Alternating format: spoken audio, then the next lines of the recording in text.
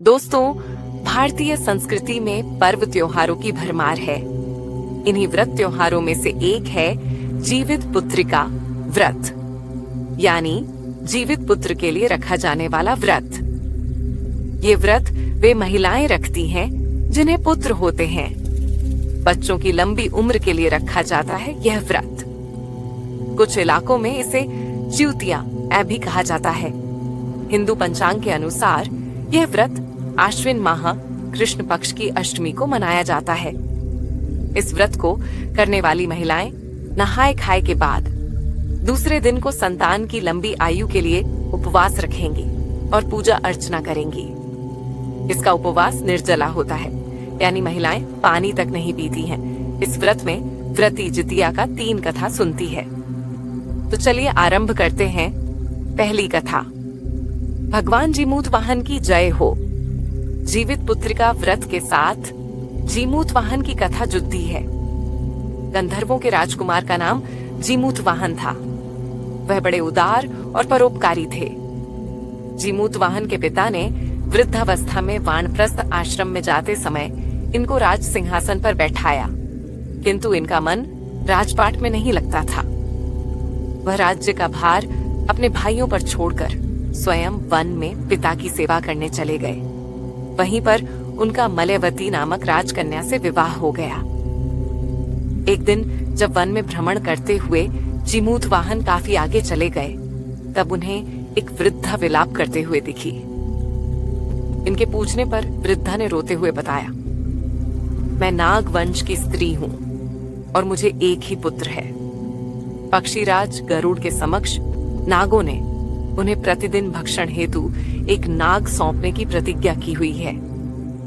आज मेरे पुत्र शंखचूड़ की बलि का दिन है। जीमूत वाहन ने वृद्धा को आश्वस्त करते हुए कहा, डरो मत, मैं तुम्हारे पुत्र के प्राणों की रक्षा करूंगा। आज उसके बजाय मैं स्वयं अपने आप को उसके लाल कपड़े में ढंककर वध्यशिला पर लेटूंगा। इतना कहकर जीमूत वाहन ने शंखचूड़ के हाथ से लाल कपड़ा ले लिया और वे उसे लपेटकर गरुड़ को बलि देने के लिए चुनी गई वध्यशिला पर लेट गए। नियत समय पर गरुड़ आए और लाल कपड़े में ढंके जीमूत वाहन को पंजे में दबोचकर पहाड़ के शिखर पर जाकर बैठ गए। अपने चंगुल में गिरफ्तार प्राणी की आंख में आंसू और मुंह से आह निकलता न देखकर गरुड़ जी बड़े आश्चर्य में पड़ गए। उन्होंने जीमूत वाहन को खाना आरंभ किया। जब गरुड़ जीमूत वाहन का दाहिना भाग खा चुके, तो जीमूत वाहन ने करवट बदली और कहा, अगर आपकी भूख अभी शांत न हुई हो तो अब बाएं तरफ से खा लीजिए। अब गरुड़ रुक गए। उन्होंने जीमूत वाहन से उनका परिचय पूछा। जीमूत वाहन ने सारा किस्सा कह सुनाया। गरुड़ जी उनकी बहादुरी और दूसरे की प्राण रक्षा करने में स्वयं का बलिदान देने की हिम्मत से बहुत प्रभावित हुए। प्रसन्न होकर गरुड़ जी ने उनको जीवन दान दे दिया। उनके घाव भर गए तथा नागों की बलि न लेने का वरदान भी दे दिया। लेकिन जीमूत वाहन का हृदय और भी करुणामय था। उन्होंने गरुड़ से निवेदन किया, हे पक्षीराज, आपने मुझे जीवन दान दिया, ये आपकी कृपा है। पर मेरी एक और प्रार्थना है। अब तक आपने जितने भी नाग भक्षण किए हैं, कृपया उन्हें भी पुनर्जीवित कर दीजिए। गरुड़ जी ये सुनकर आश्चर्यचकित रह गए। उन्होंने कहा, तुम्हारी करुणा वास्तव में अद्वितीय है। तुम्हारे आग्रह से आज मैं उन सब नागों को भी पुनर्जीवित करता हूँ। तुरंत ही गरुड़ जी ने दिव्य आशीर्वाद दिया और खाए गए सभी नाग जीवित हो उठे। पूरा नागवंश आनंदित हो गया और जीमूत वाहन की जय जयकार करने लगा।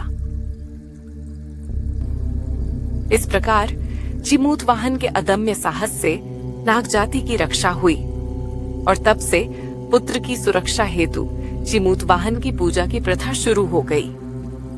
ऐसा माना जाता है कि इस कथा को कहने, सुनने और हुंकार भरने वाले पर भगवान जीमूत वाहन की असीम कृपा होती है और उनके पुत्रों की रक्षा स्वयं भगवान जीमूत वाहन करते हैं।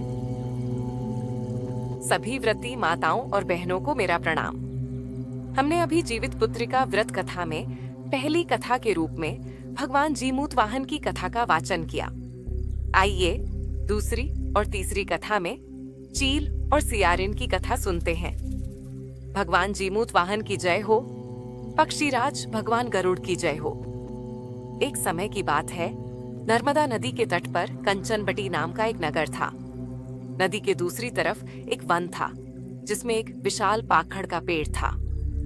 पाकड़ के उस पेड़ पर एक चील रहती थी और उसी पेड़ के तने के खोखड़ में एक सियारिन रहती थी। चील और सियारिन में गहरी मित्रता थी। चील को कुछ भी खाने को मिलता तो वह सियारिन को भी देती, तथा सियारिन कुछ खाने को लाती तो चील के साथ मिलकर खाती थी। इसी तरह उनका जीवन हंसी खुशी के साथ बीत रहा था। एक दिन दोनों ने कुछ स्त्रियों को जितिया का व्रत करते हुए देखा और आपस में विचार किया कि वे भी ये व्रत करेंगी। फिर अगले वर्ष उन्होंने जितिया के दिन सुबह उठकर नहा धोकर जीमूत वाहन भगवान की पूजा अर्चना करके निर्जला व्रत रखा। उसी दिन गांव के एक बड़े व्यापारी की मृत्यु हो गई और उसका दाह संस्कार उसी नदी के किनारे किया गया। कुछ वक्त बीतने पर मौसम खराब हो गया। गांव के लोग अपने अपने घरों को भाग गए। बारिश के कारण व्यापारी का शव पूरी तरह जल नहीं पाया। इधर जब रात हुए तो सियारिन भूख से व्याकुल हो उठी और व्यापारी का आधा जला हुआ शव को खोखट डिच में लेकर आई और उसे खाने लगी। इधर चील को भी भूख से नींद नहीं आ रही थी। अचानक उसे सियारिन के खोखट डिच में से आवाज आई। तब चील ने पूछा, बहन ये कैसी आवाज आ रही है? तब सियारिन ने जवाब दिया, बहन भूख से हड्डियां आपस में टकरा रही हैं, वहीं आवाज आ रही होगी। तब चील ने चेतावनी देते हुए कहा कि बहन अगर व्रत रखी हो तो संयम रखना। लेकिन सियारिन नहीं मानी और वह आधा जले शव को खाकर चुपचाप सो गई। उसका व्रत संकल्प टूट गया था। इधर चील ने संयम से व्रत किया तथा विधिवत पारण किया। कुछ समय बाद दोनों मर गई। जीवित पुत्रिका व्रत की दूसरी कथा का समापन यही माना जाता है और तीसरी कथा के रूप में इनके पुनर्जन्म की कथा का वाचन करते हैं। भगवान जीमूत वाहन की जय हो। माताओं और बहनों, भगवान की कृपा से चील और सियारिन का पुनर्जन्म हुआ और फिर दोनों ने एक ब्राह्मण के घर उसकी पुत्री के रूप में जन्म लिया। चील बड़ी थी और सियारिन छोटी।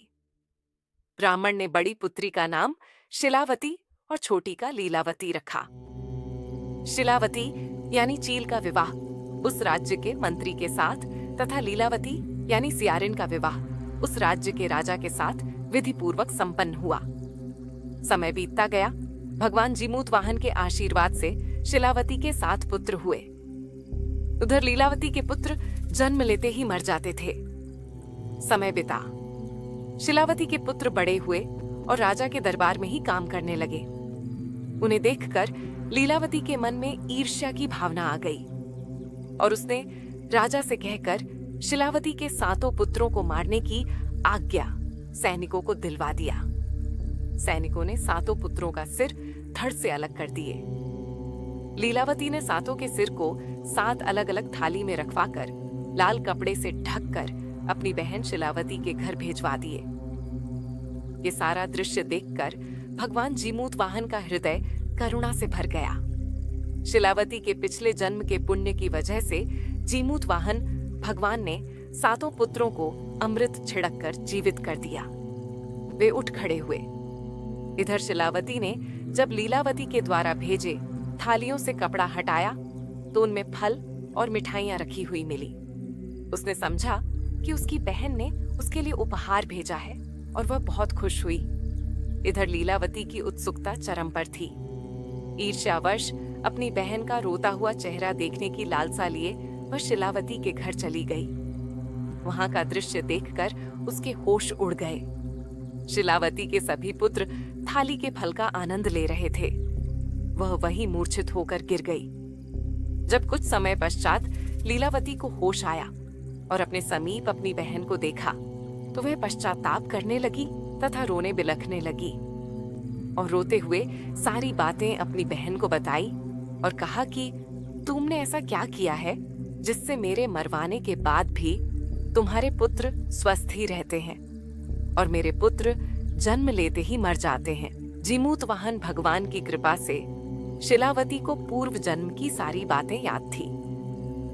वह लीलावती को उसी पाकड़ के वृक्ष के समीप ले गई और सारी बातें बताई। अब लीलावती की आंखें खुल चुकी थीं। उसने अपनी बहन से पूर्व जन्म में की गलती के लिए क्षमा मांगी और उसने कहा कि अगले वर्ष मैं भी जितिया व्रत को करूंगी। अगले वर्ष लीलावती पूरे श्रद्धा के साथ भगवान जीमूतवाहन की पूजन और अर्चना की तथा निर्जला व्रत रखा और अगले दिन सुबह नवमी में नियम पूर्वक पारण किया। जल्द ही उसे जीमूतवाहन भगवान की कृपा से पुत्र रत्न की प्राप्ति हुई। हे भगवान जीमूतवाहन, जिस प्रकार आपने शिलावती के पुत्रों की रक्षा की, उसी प्रकार इस कहानी को कहते, सुनते और हुंकार भरते भक्तों पर कृपा बनाए रखना। इति श्री रेवा खंडे जितिया व्रत कथा समाप्त। जीमूतवाहन भगवान की जय।